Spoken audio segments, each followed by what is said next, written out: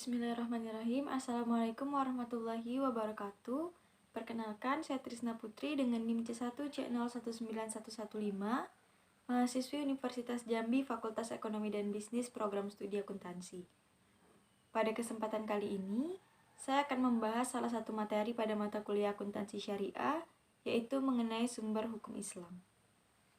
Adapun pokok pembahasan pada materi kali ini yaitu yang pertama sumber hukum Islam, kemudian jenis dan definisi sumber hukum Islam, urutan pengambilan hukum Islam, mukjizat Al-Quran, fungsi dan peranan Al-Quran, fungsi as-sunnah, fungsi ijma' dan fungsi qiyas.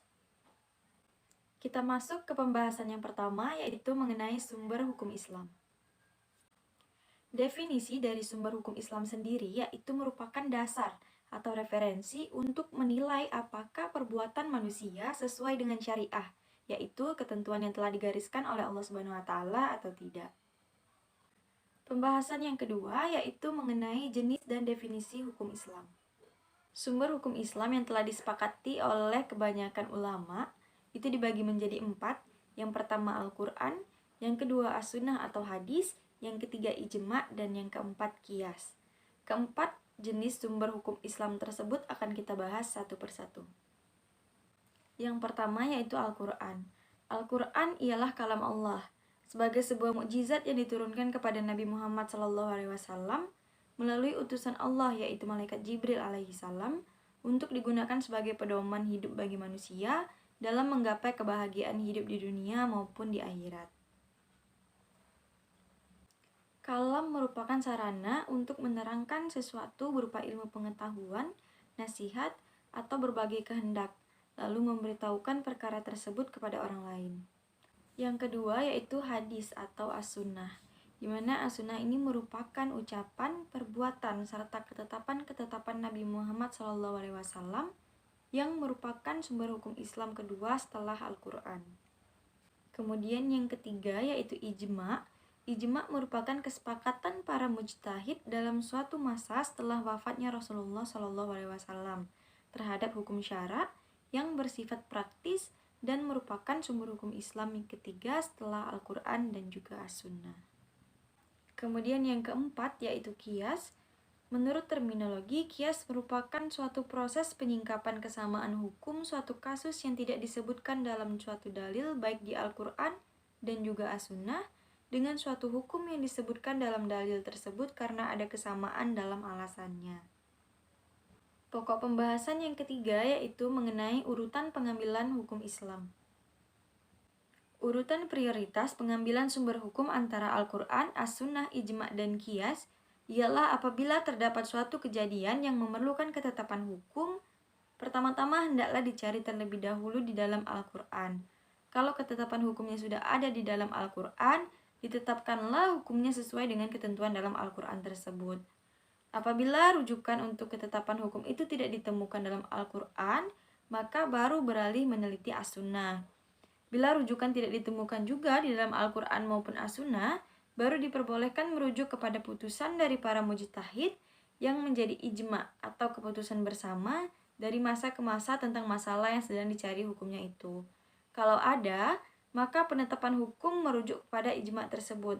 Sekiranya tidak ditemukan rujukan ijma' dalam masalah tersebut, maka ditempuh qiyas, yaitu usaha sungguh-sungguh dengan jalan membuat analogi kepada peristiwa sejenis yang telah ada ketentuan hukumnya. Sehingga apabila kita simpulkan, maka urutan pengambilan hukum Islam yang pertama yaitu Al-Quran, yang kedua as-sunnah, yang ketiga ijma' dan yang keempat qiyas. Pembahasan yang keempat yaitu mengenai mukjizat Al-Quran. Al-Quran sebagai mukjizat yang hebat, tetap dan kekal sepanjang masa telah diakui oleh para cendekiawan pada masa lalu dan pada masa yang akan datang.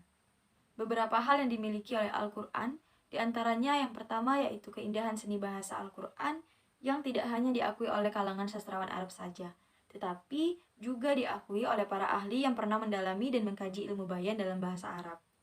Kemudian yang kedua, kebenaran pemberitaan Al-Quran tentang keadaan yang terjadi pada abad-abad yang silam, misalnya yaitu kisah kaum Nabi Lut dan juga kisah kaum Nabi Nuh. Kemudian yang ketiga, pemberitaan Al-Quran tentang hal-hal yang akan terjadi pada masa datang juga merupakan keadaan yang tidak terbantahkan, Yang keempat, kandungan Al-Quran banyak memuat informasi tentang ilmu pengetahuan yang tidak mungkin diketahui oleh seorang ummi yang tidak pandai membaca dan menulis, dan tidak ada suatu perguruan ataupun lembaga pendidikan yang mengajarkannya saat Al-Quran diturunkan. Pembahasan yang kelima yaitu mengenai fungsi dan peranan Al-Quran. Adapun beberapa fungsi dari Al-Quran diantaranya adalah yang pertama, Al-Quran sebagai pedoman hidup. Al-Quran merupakan kitab lengkap sebagai pedoman hidup manusia sebagai individu dan juga sebagai kelompok masyarakat. Pedoman hidup tersebut mencakup informasi tentang Allah Subhanahu wa taala, alam dan manusia, ketentuan syariah yang berkaitan dengan kehidupan, serta renungan dan pelajaran atas kisah ataupun peristiwa sejarah. Kemudian yang kedua, Al-Quran sebagai rahmat bagi alam semesta. Hal tersebut karena Al-Quran akan melahirkan iman dan juga hikmah kepada manusia yang mengimaninya, sehingga manusia akan cenderung melakukan kebaikan dalam berinteraksi dengan Allah Subhanahu wa taala, dengan sesama manusia, dan juga dengan alam. Sehingga Allah Subhanahu wa taala berkenan mencurahkan rahmatnya bagi alam semesta. Yang ketiga yaitu Al-Quran sebagai cahaya petunjuk. Allah Subhanahu wa taala telah menjadikan Al-Quran sebagai cahaya ataupun nur, dan dengan nur tersebut Allah Subhanahu wa taala memberikan petunjuk kepada siapa-siapa yang dikehendakinya. Kemudian yang keempat, Al-Quran sebagai peringatan. Al-Quran senantiasa memberikan peringatan kepada manusia karena sifat manusia yang pelupa dalam berbagai hal. Yang kelima, yaitu Al-Quran sebagai penerang dan pembeda. Al-Quran memberikan keterangan dan juga memberikan penjelasan kepada manusia tentang banyak hal. Misalnya adalah tentang pembeda antara yang baik dan juga yang buruk. Kemudian yang keenam, Al-Quran sebagai pelajaran. Al-Quran diturunkan agar dapat digunakan sebagai pelajaran bagi manusia, karena manusia senantiasa memerlukannya agar tetap berada dalam jalur yang benar terkait dengan tujuan penciptaannya. Selanjutnya yang ketujuh yaitu Al-Quran sebagai sumber ilmu. Al-Quran berfungsi sebagai sumber ilmu karena terdapat banyak ayat di dalamnya yang mengajak manusia untuk memikirkan tanda-tanda kekuasaan Allah Subhanahu wa taala. Yang kedelapan, Al-Quran sebagai hukum. Al-Quran menjelaskan hukum-hukum syariah untuk kemaslahatan atau kebaikan hidup manusia. Kemudian yang kesembilan, Al-Quran sebagai obat penyakit jiwa. Al-Quran dapat berfungsi sebagai obat untuk menyembuhkan penyakit-penyakit yang ada dalam hati manusia. Misalnya adalah syirik, malas, dan juga sombong. Kemudian yang kesepuluh, Al-Quran sebagai pemberi kabar gembira. Al-Quran banyak menceritakan kabar gembira kepada orang yang beriman kepada Allah Subhanahu wa taala dan menjalani kehidupan sesuai dengan ketentuan Allah Subhanahu wa taala. Dan yang terakhir, Al-Quran sebagai pedoman melakukan pencatatan. Al-Quran memerintahkan manusia untuk mencatat transaksi bukan tunai dan menghadirkan saksi-saksi yang jujur pada transaksi tersebut. Pembahasan yang keenam yaitu mengenai fungsi as-sunnah. Adapun beberapa fungsi dari as-sunnah diantaranya adalah yang pertama menguatkan hukum yang telah ditetapkan dalam Al-Quran. Kemudian yang kedua memberikan keterangan ayat-ayat Al-Quran dan menjelaskan rincian ayat-ayat yang masih bersifat umum. Yang ketiga, membatasi kemutlakannya. Yang keempat, menahsiskan atau mengkhususkan keumumannya.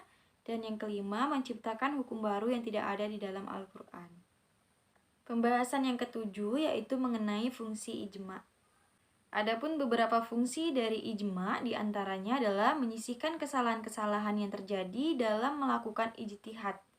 Hal ini bisa saja terjadi jika ijtihad tersebut dilakukan secara individu, kemudian menjadikan satu pendapat-pendapat yang memiliki perbedaan dengan jalan kesepakatan yang sudah dicapai, serta menjamin tentang penafsiran yang tepat atas Al-Quran dan keotentikan dari hadis.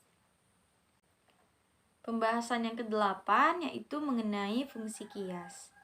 Fungsi qiyas adalah untuk menetapkan suatu hukum akan suatu perkara yang baru yang belum ada pada masa sebelumnya, namun memiliki kesamaan dalam sebab, manfaat, bahaya, dan berbagai aspek dengan perkara terdahulu sehingga dihukumi sama. Baiklah, sekian pemaparan materi yang dapat saya sampaikan mengenai sumber hukum Islam. Apabila terdapat kesalahan atas ucapan ataupun perbuatan, saya mohon maaf. Kepada Allah saya mohon ampun. Saya akhiri, wassalamualaikum warahmatullahi wabarakatuh.